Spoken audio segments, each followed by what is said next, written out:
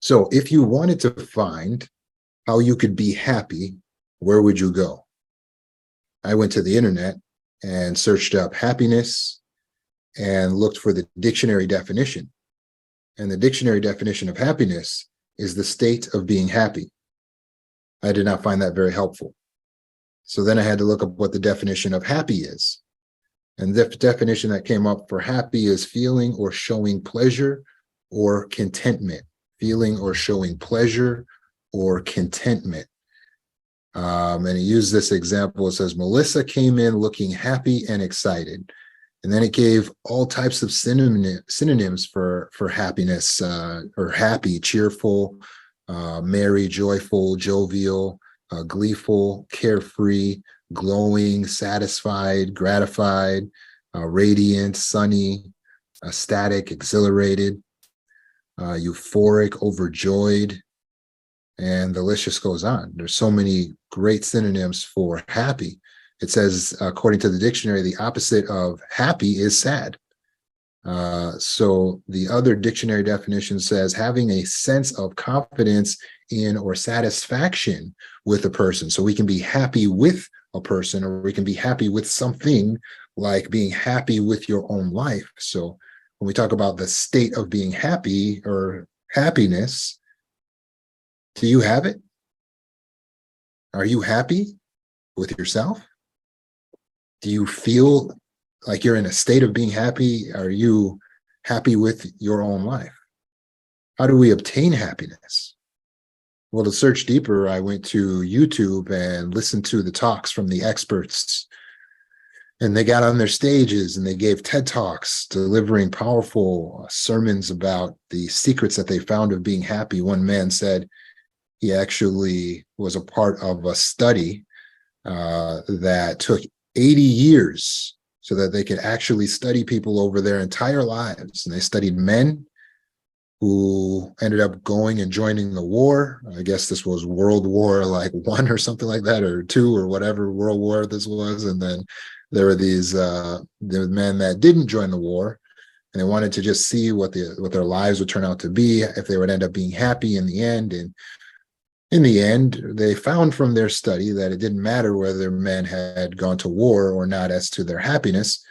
In fact, there was no clear indicator on what made some of the men say later that they felt happy and what made other men feel happy. The only correlation they could see was that the men that were happy had deep, satisfying relationships. And this leads the researchers to believe and espouse that a key to happiness is obtaining deep, satisfying, meaningful, high-quality relationships. And I thought, boy, they missed the mark. That is absolutely wrong. But it eludes most people, because most life coaches and therapists will tell you, yeah, it's going to be those relationships. You got to get some good, high quality relationships going, and then you will feel happy, because they see this correlation in the research. But does that correlation really mean that it was the relationships that were the key to their happiness? Well, I'm happy to let you know that that is not the case, because really it's the relationships that are a byproduct of them being happy people. You see, when you ask men at the end of their life if they're happy, and they say yes, and then you find out that they also have meaningful relationships, the only correlation you can draw is not just that it must be the relationships that made them happy. Well, it must have been because you had a good wife, or you got great children. No, it may be actually that they have good relationships because they are happy people. Because doesn't it make us more attractive to the opposite sex, and the same for friendships or romantic, if we are happier as people? Who are you more attracted to? When you were a child, did you feel more attracted to the adults that were upset, angry, sad, and bitter? Or more attracted to the adults that were jovial, exuberant, that were inviting and happy? The reality is that happiness makes us more attractive, and therefore we're more likely to experience good friendships and good romantic relationships. It also helps to sustain good friendships and good romantic relationships, because studies that have been done on what keeps a romantic relationship together and what is the indicator of the success, it is the number of positive interactions in that relationship. And so if a relationship has more happy or positive interactions, then the relationship will go on and do better. So can a person who is not happy have more positive and happy interactions in the relationship? Likely not. They will have less positive and happy interactions. Because why? Because they are unhappy as individuals. So it will be harder for an unhappy person to attract a mate. It will be harder for an unhappy person to build friendships and to maintain those relationships, because eventually the people in their lives will grow tired of their bitterness and their sadness, of their complaining and their negativity, and they will leave. And if they stay, there will be a lot of bickering and unhappiness. So they will not be content in their relationships. And again, the studies will come out showing that people who don't have good quality relationships are unhappy, but it doesn't mean the relationships were the reason they're unhappy. I'm here to tell you that the reason their relationships are quality is because they were happy people. And if the relationships are not quality, likely an indicator is that they themselves were not happy. They themselves are not positive. Now, it doesn't mean that all of us, just because we're happy, are definitely bound to find all of the right people in our lives. But it does mean that looking to other people as your answer to be the source of your happiness and joy could lead you coming up short. In fact, you can end up getting really hurt. When we place all of our hope on a relationship, when that relationship fails, we feel like we've lost our lives. We don't take it as just a failure of a relationship. We take it as a failure of everything. Everything we are was invested in that relationship. That is not a wise investment. We should not place all of our hope on relationships. Whereas if a person has built up themselves as being a happy person with a generally positive outlook, and then they try a relationship and then their relationship fails, you see what will happen to them is they will view that failure from the mindset of positivity. And they will say, well, I didn't prefer that this relationship failed, but maybe it's for the best. And with that mindset, what will happen? Well, two things. One, they will be able to handle the breakup differently. They won't feel that they've lost everything. And two, they're more likely to attract someone else in a shorter amount of time because of their positive disposition and outlook. So it's very misleading and dangerous for us to place all of our hope on the idea that we're going to find another person or other people, and that is going to make us happy. When we know good and well, we can be lonely in a room full of people. We can be lonely in a marriage. So what is the secret to happiness? How do we find it?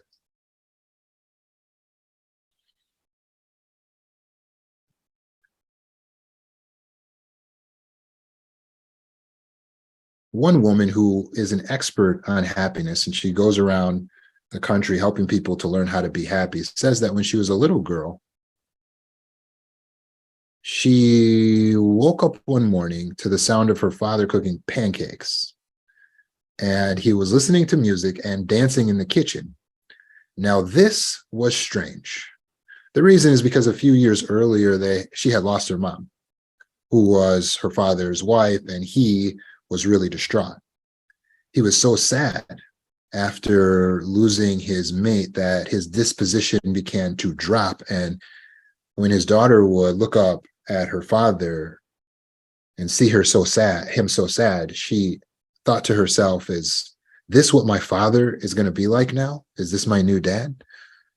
So this morning was really different than the norm. The music, the cooking, the good mood. She walks downstairs and says, "Hi, Dad." And he says, "Hello, Anna." And he's cooking up his pancakes. And she says, "What's going on? You seem like you're in a really good mood right now." And he says, "You know what? I have spent the last 3 years being miserable.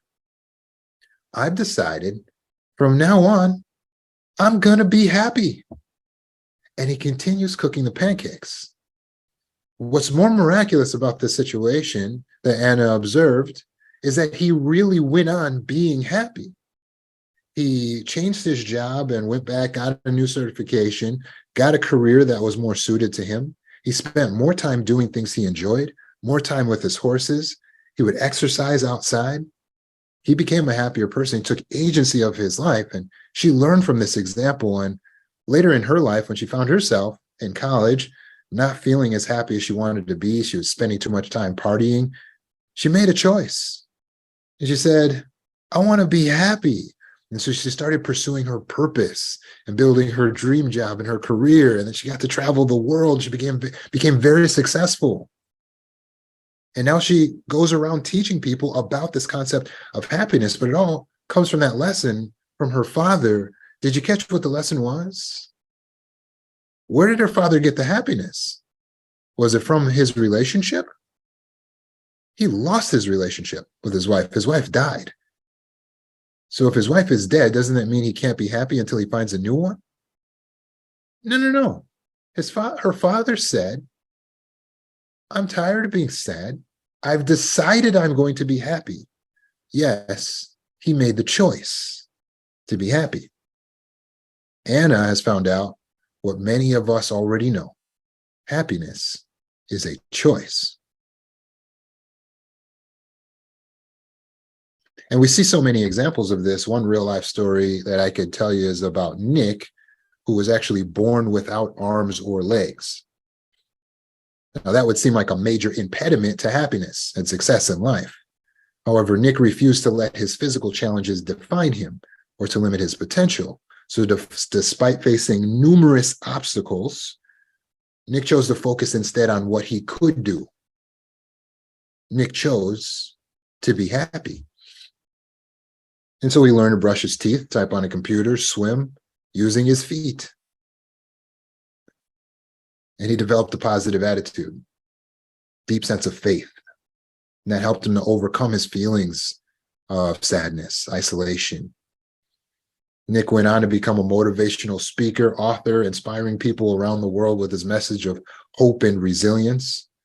He traveled to over 60 countries sharing his story, but his example shows that happiness is not determined by his external circumstances. Tell me about his relationships. It's irrelevant. Nick's happiness was determined by his choice to have a positive attitude, to ask himself what he could do in the situation. Happiness is a choice? Is it really that simple? Simple, yes. Easy, no. Because for most of us, we have a negativity bias, especially if we've undergone trauma in our lives, which most of us have. If we've undergone abuse, we may feel that we can't trust people, we can't trust life. We may feel that things are not going to go according to the way we want them to go, or nothing would work out for us. So that negative disposition, we think it's keeping us safe, but it's really keeping us sad. Again, we think our negative mindset is keeping us safe, but it's really keeping us sad. It's keeping us limited. It's keeping us held back from being able to fulfill our potential in life. It's not keeping you safe. In fact, your negativity mindset is the most dangerous mindset that you can have. It's not safe. It's killing you. It's killing you. When we develop a positivity bias, then instead of saying, "I can't trust anyone," we say, "I could probably trust someone." And instead of saying, "Nothing ever works out for me," we say, "Something's got to work out for me." And instead of saying, "I could never get that promotion," we say, Well, I can't ever get it unless I try. And so we go for the promotion and we reach out for the things that we want in life. We spend more time doing the things that we enjoy because we believe we can. We believe we have agency, we have capability, we have power. And when we act in our personal power, what happens? Well, the universe starts to shift. It starts to bend a little bit to us. The universe makes a little space for us. And when you start to live in that little space, that little pocket that you've created for yourself because you've elbowed it out and you've carved out that little space for yourself, or you're having a job that you more or less enjoy, or living in a place that you more or less appreciate, it starts to be easier and easier to be happy. But you have to make the choice. You have to make the decision to be happy, which means to pursue your own satisfaction, rather than to sit still and gripe and complain and be bitter and be angry and be sad and say, I can't. I wish I could, and I would if I could, but I can't, so I won't. Because with that attitude, you will be sad. That you have guaranteed yourself. Or what if we're having mental illness? Can we overcome our mental illnesses? Having a positivity mindset has been shown to help people to overcome mental illness. Meditating has been shown to help people to overcome their mental illness. Really, whatever your setback is, and we all have setbacks. We may view our gender as a setback. We may view our race as a setback. We may view our economic status or where we were born as a setback, which country we were born in. Many of us have some type of setback, something that's an impediment, an obstacle, a mountain that we feel like we can't possibly scale. But if we focus on the obstacle, then we won't see the path around. We have to ask ourselves what is possible instead of becoming a PhD in what's not possible. Chris was a young man who was actually born with Down syndrome. And he went on to become the first person with Down syndrome to complete a full Ironman triathlon. He had obstacles to overcome. An Ironman triathlon consists of a 2.4 mile swim, a 112 mile bike ride, and a 26.2 mile run. This is an incredibly challenging feat for any human, but especially someone with Down syndrome.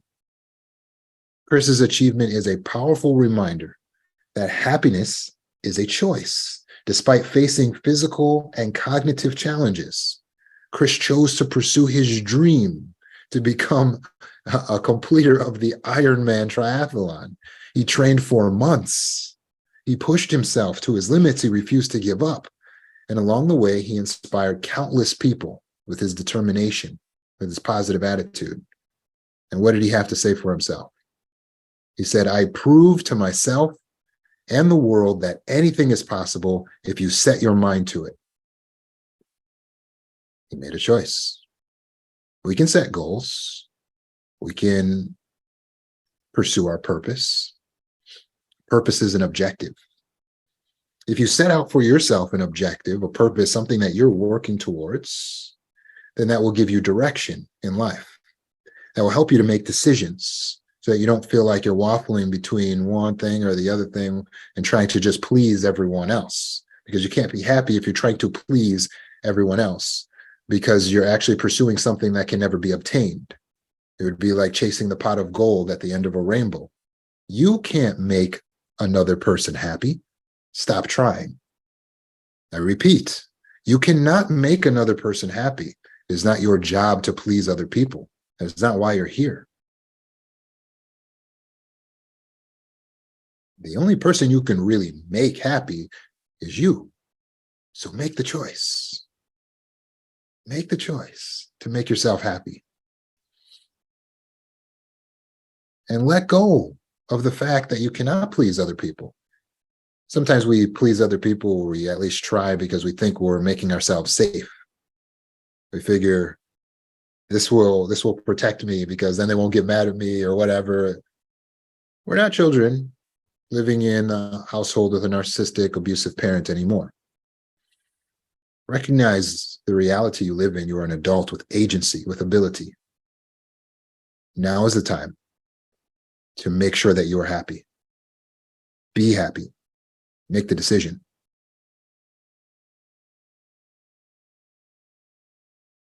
In the Bible, God commanded ancient Israel, be joyful.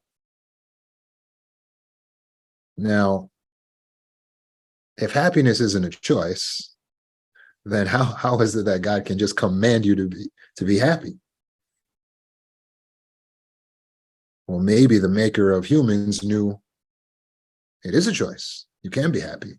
And so if I tell you to be joyful, you can be joyful. Did you know that you can be joyful too?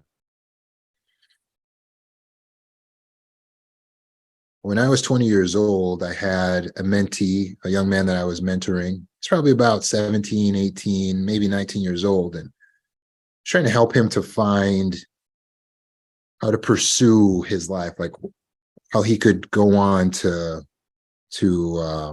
live a purpose-driven life. And I asked him, I said, what do you want in life? What do you want out of life? And I remember he slouched back in his seat and he said, I just want to be happy.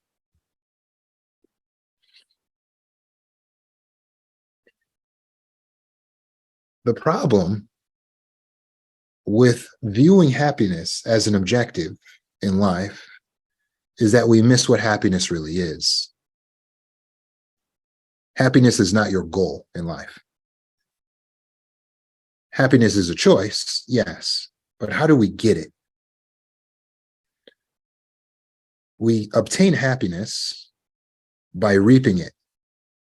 The same way you would reap watermelon from a vine or squash from a field, you reap happiness from what? Well, happiness is a fruitage of gratitude. So you have to take the seed of gratitude and plant that and cultivate the gratitude, and it will grow and produce the fruit of happiness. The more you cultivate the gratitude, the more you will have the happiness. It is not something that you are hoping to get one day. After I get that car, that husband, that house, that job, then I will be happy. Well, who made that decision? You did. You're making that choice. You're saying that you won't be happy until then.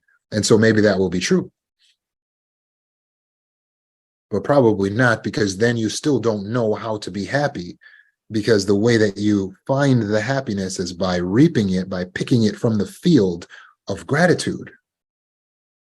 So what do we need to do if we want to be happy? Well, you can choose to be happy right now.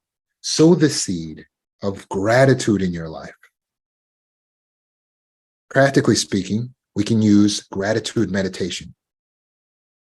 Do you know what that is?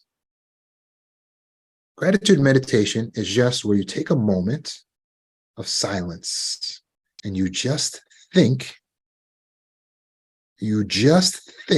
about the things that you are grateful for. They can be situations in your life. It could be something simple. In fact, the more simple, the better. Take a moment right now and do a gratitude meditation.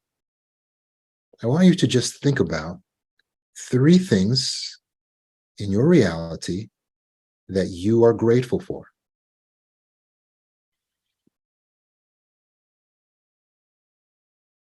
You could say, I'm grateful for this couch, this bed, this house, this ceiling, for the sunlight.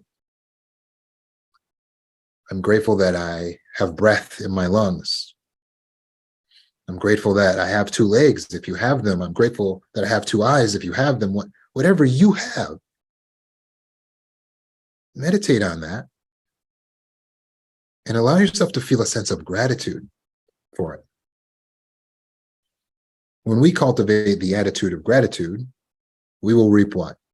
Happiness. You will literally start to feel more happy. In fact, after having done that gratitude meditation, you might feel yourself feeling more happy right now. That's how fast you can change your emotional state. How often should we do a gratitude meditation? Every day. You should be doing gratitude meditation every single day so that you can hold on to, so that you can grasp, so that you can reap more happiness. And you can carry it around like a watermelon, and you can slice that baby up and share it with other people. In fact, I recommend 30 minutes of meditation per day total. Now, our 30 minutes of meditation doesn't have to be just gratitude meditation alone. We can meditate on gratitude, but as well as meditate using the JAP method to resolve our anxiety. That's going to make us happier. We can use meditation to resolve our depression, the JAP method. You can find that on my YouTube. That's going to make us happier. We can use meditation to create a vision of the future and visualize ourselves in our dream future, everything we want. And that's going to make us happier. And so 30 minutes a day of meditation, that's the bare minimum. I recommend you do that. And so you can do 10 minutes in the morning, 10 minutes in the afternoon, 10 minutes at night. You can do 5 minutes here, 5 minutes there, 5 minutes there. But overall, you want to get an average, a cumulative of about 30 minutes a day of meditation. Don't neglect yourself, because everything starts here with the thoughts. Our brain is a supercomputer, and it's got energy floating around in there. Thought energy is not an energy that scientists truly understand. They know it's powerful enough to light a light bulb. There's literal electricity in your brain and other types of energy. But we're dealing with something that's on a level that's beyond human comprehension. Why would we not tap into it? We need to tap in to our amazing, miraculous ability to create thought, because the thought is what creates the tangible reality. We can change everything. We can be happy if we're meditating. In addition to our 30 minutes a day of meditation, I recommend 30 minutes a day of exercise. Again, this can be broken up, yes, but 30 minutes a day is not as much as it seems. And I don't want you to feel guilty if you've tried, but you feel like you're dropping the ball here or there. This needs to be, again, average, cumulative. You can do an hour and then miss a day and then do an hour, but the body needs to move on a regular basis. We are terrestrial beings. You cannot just sit still and expect your body to get stronger. Your body will get weaker if you don't use it. You lose it. So as you continue to use the body, it becomes stronger and it expands its usage. If you can run longer, if you can jump higher, if you can lift more, it will allow more space for you to do more and be more. You will be more powerful. And when you are more powerful, you are more happy. So make sure you're doing 30 minutes a day of exercise. Good way to start. Walk out of your house 15 minutes in one direction and then walk back home.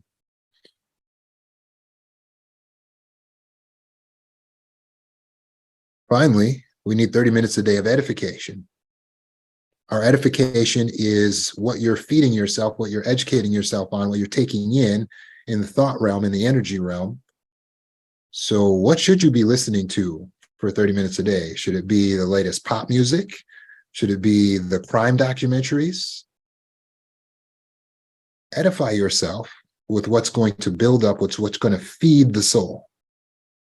I recommend the videos that I'm posting on YouTube and in the trauma healing course, which is a paid video course on my website. 30 minutes a day of listening to these positive, upbuilding, motivational thoughts rewire your thinking. They help you to get new thoughts. I am transmitting thoughts to you. These thoughts are being transmitted in the form of energy, and they keep getting converted. They get converted into electrical energy and then radio signals and then all these different things in order to get to you, and it comes back out, right, in the form of light, and you're looking at it, and then you're taking it in, and then you're hearing the sound, and you're looking at it, right? It's all energy, and then you get that, what does your brain do? Breaks it back down into thought energy, and then that thought energy becomes emotional energy. That's why we feel emotions when we watch television shows or we listen to music. So make sure you're edifying yourself 30 minutes a day. Can we stack these? Can we do some of them at the same time? Yes, you can listen to one of my talks in your headphones while you take a walk. Absolutely. But meditation has to be something that you typically do without any other disturbance. We made a breakthrough on our understanding of sadness in 2022, that your depression comes from feeling powerless about something in your life that's unacceptable. So please understand, if you flip it, you will find the key to happiness. You need to feel powerful, and you need to see what's happening in your life as something that is acceptable, that is helpful to you. So flip your mindset on whatever your situation is and ask yourself, how is this actually going to work out for my victory in the end? And in terms of your powerfulness, ask yourself, what can I do? And when we focus on what we can do and we get our perspective, seeing things from a positive standpoint, we will feel happiness. And those are the keys.